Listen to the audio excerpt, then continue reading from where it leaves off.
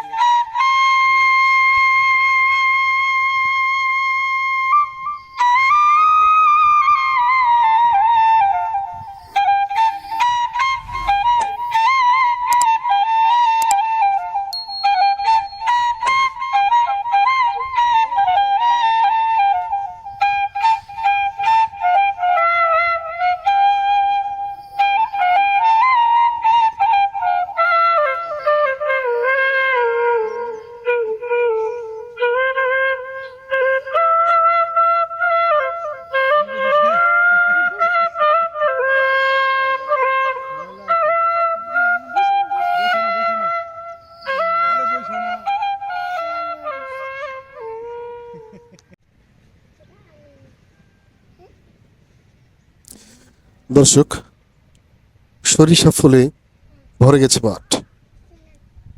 মনে হচ্ছে কেউ যেন হলুদ ফুলের নকশা আঁকা বেশ বড়সড় একটি চাদর বিছিয়ে দিয়েছে জমিনের উপর। কি অপরূপ দৃশ্য! সেই সাথে বাতাসে দোল খাচ্ছে ফুলগুলি।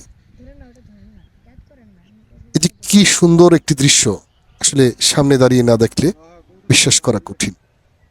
এটি আমাদের বাংলাদেশ, আর এটি আমাদের দেশের চিরায়ত সৌন্দর্য।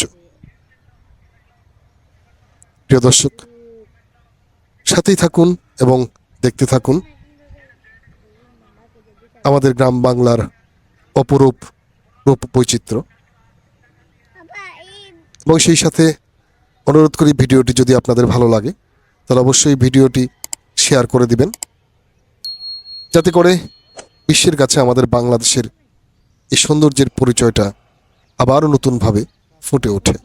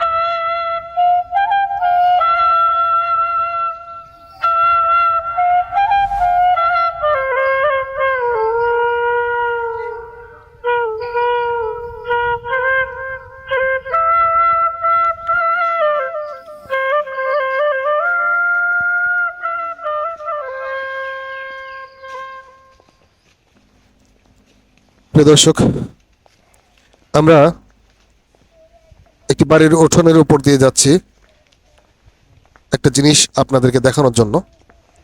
সেটা হলো পানের বরজ। মানুষ যে পান খায়, এই পান কিভাবে চাষ করা হয়, তো এখানে একটা এরকম পানের বরজ আছে। আমি আপনাদেরকে আজকে এটা দেখানোর চেষ্টা করব, সাথেই থাকুন।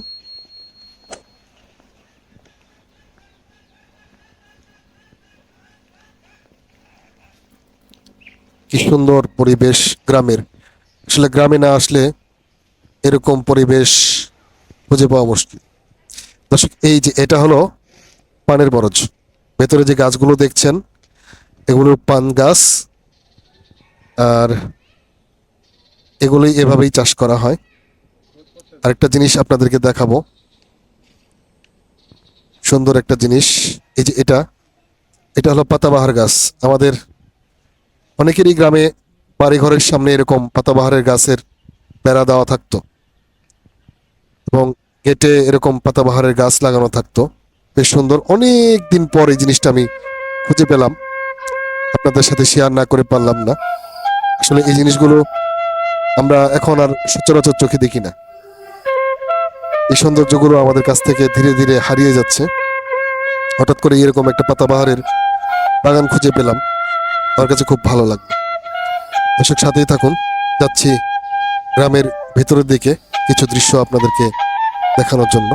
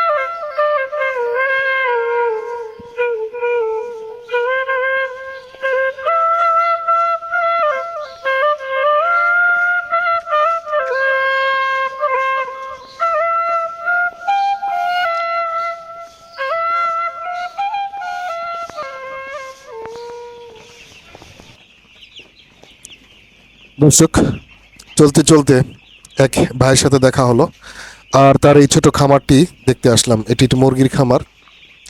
700 ব্রয়লার মুরগির বাচ্চা উনি উঠিয়েছেন।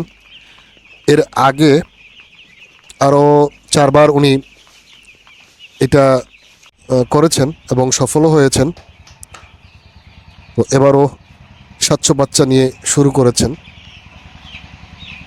দোয়া চেয়েছেন সবার যেন সফল হতে পারে। পড়াশোনা করার পাশাপাশি এই ছোট খামারটি তিনি সামাল দিচ্ছেন এবং বাড়তি কিছু আয়ের ব্যবস্থাও তার হয়েছে এবং সেই সাথে দু একজন কর্মচারীরও তিনি আয়ের ব্যবস্থা করে দিয়েছেন।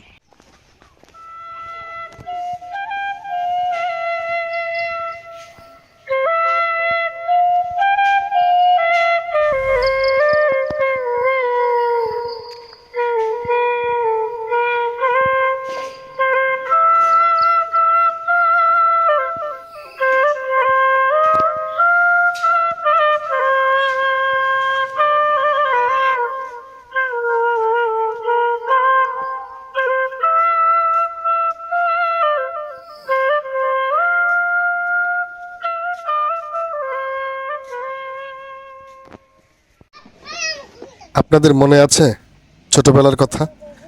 এরকম 3 চাকার গাড়ি বানিয়ে আমরাও দাপিয়ে বেড়াতাম পুরো মাঠ, পুরো গ্রাম। ওই ছোট ছোট বেয়ারিং দিয়ে এরকম 3 চাকার গাড়ি বানিয়ে আমরাও ঘুরতাম পুরো গ্রাম। এখন অবশ্য বেয়ারিংয়ের ওই চাকার গাড়ির পরিবর্তে ডিজিটাল রেডিমেড 3 চাকার গাড়ি চলে এসেছে। পরিবেশ বদলে গিয়েছে।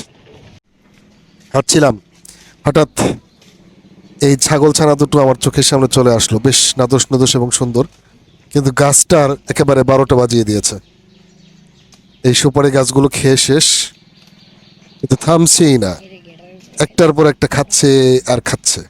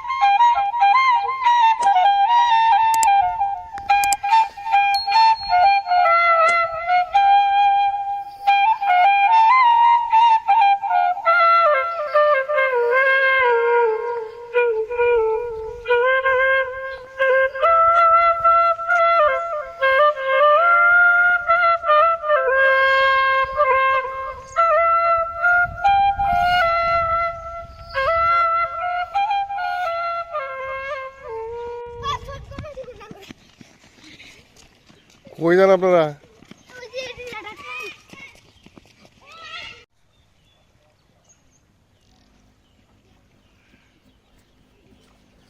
দর্শক, আমি ভিডিওটির একেবারে শেষ প্রান্তে চলে এসেছি। যাবার আগে আপনাদের কাছে আবারও অনুরোধ করি, আমার এই চ্যানেলের ভিডিওগুলো যদি আপনাদের ভালো লেগে থাকে, অনুগ্রহপূর্বক আমার এই চ্যানেলটিকে সাবস্ক্রাইব করে দিবেন। আর আজকের এই ভিডিওটি যদি আপনাদের ভালো লাগে বা আমার চ্যানেলের অন্যান্য ভিডিওগুলো যদি ভালো লাগে, ভিডিওগুলোতে অবশ্যই লাইক, শেয়ার, কমেন্ট করে আমাকে সহযোগিতা করবেন। পরবর্তীতে আবারও দেখা হবে নতুন কোনো ভিডিও নিয়ে, নতুন কোনো জায়গায়। সে পর্যন্ত বিদায়। আল্লাহ হাফেজ। আসসালামু আলাইকুম।